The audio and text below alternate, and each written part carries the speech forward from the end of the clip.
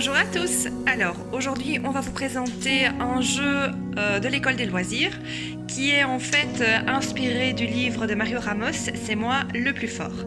Alors pour faire un lien directement du jeu au livre ou du livre au jeu, c'est quand même plus sympa de faire découvrir le livre aux enfants afin qu'ils situent un petit peu l'histoire, les personnages, etc., etc. Donc, après leur avoir lu l'histoire que je ne vais pas vous dévoiler ici maintenant, mais à en juger par le titre, vous vous rendrez bien compte évidemment que le loup est très souvent le plus fort et qu'au cours de ce jeu, il faudra que nos petits bambins soient plus forts que le loup. Alors, dans le petit coffret de jeu, vous avez le plateau. Le plateau avec les différents emplacements pour les petites cartes qu'il faudra retourner au fur et à mesure avant que le loup ne se réveille. Donc elles se fondent parfaitement sur le plateau. Vous voyez, elles sont numérotées, les images sont identiques. Il n'y a qu'à les placer ici dessus. Voilà. Une fois que c'est fait, vous allez pouvoir placer les paires. Donc en fonction du nombre de joueurs et en fonction de la difficulté que vous voulez mettre au jeu, vous choisissez un nombre de paires qui vous paraît réaliste à retrouver pour vos enfants. Donc les petits jetons de paires sont des personnages de contes que l'on retrouve dans l'univers de Mario Ramos. Alors ici, voilà, comme c'est pour vous montrer, je décide de les retourner. Et donc vous voyez qu'en les retournant, vous obtenez les petites fleurs de la forêt qu'il manquait au paysage. Voilà, donc ça c'est pour la préparation du jeu et ainsi de suite. Il y a également dans le jeu des petits jetons spéciaux qui ont chaque fois une fonction bien spécifique. Je vous expliquerai cela plus tard lors de la démonstration du jeu. Et enfin, vous disposerez aussi d'une petite roulette qui va vous permettre d'avancer au fur et à mesure dans l'histoire, mais avancer quand même suffisamment rapidement pour ne pas tomber dans le piège du loup et vous faire manger tout cru. Alors, je vous donne les explications au niveau de la petite roulette. Donc, le jeu commencera par l'enfant qui aura réalisé le plus beau hurlement de loup. Si toutefois tous les enfants ont réussi un magnifique hurlement, le plus jeune commencera la partie. Le premier qui commence la partie devra tourner la petite roulette. Et si vous tombez sur une pastille avec une fleur, il faudra retourner un jeton et mémoriser son emplacement. Si vous tombez sur la roulette et obtenez deux pastilles, vous retournez deux jetons, vous mémorisez toujours leur emplacement. Si vous tombez sur trois pastilles, c'est le même principe. Vous retournez et vous mémorisez l'emplacement des petits jetons. Toutefois, dans la roue, il y a différentes cases. Alors, si vous tombez sur le loup en rouge, c'est la case loup. Et dans ce cas-là, pas de chance. Il faudra retourner la première petite carte ici dessous. Et on est parti, en fait, dans le réveil du loup.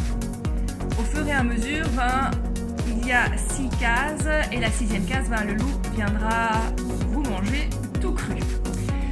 Par contre, si vous tombez sur le loup en train de s'habiller, le loup tout vert, et là c'est la fonction inverse.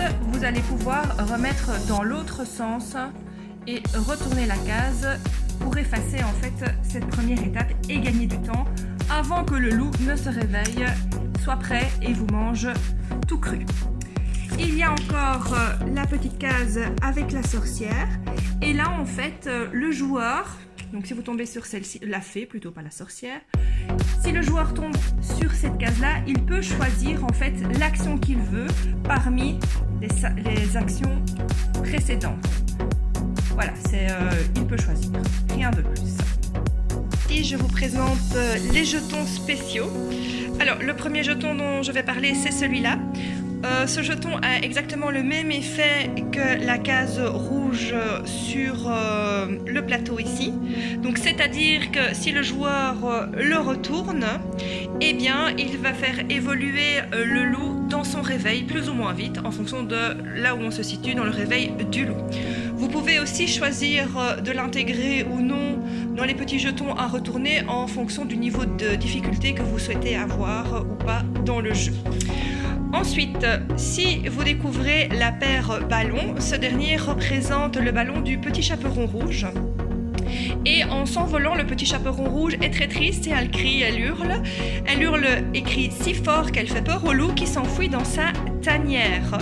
Et donc, il y aura comme effet le même effet ici que le petit loup vert, c'est-à-dire que l'on va reculer l'avancement du loup dans son réveil. Par la suite, quand la paire de couronnes est découverte, eh bien, le joueur a le droit de retourner immédiatement 2 jetons sans tourner la roue.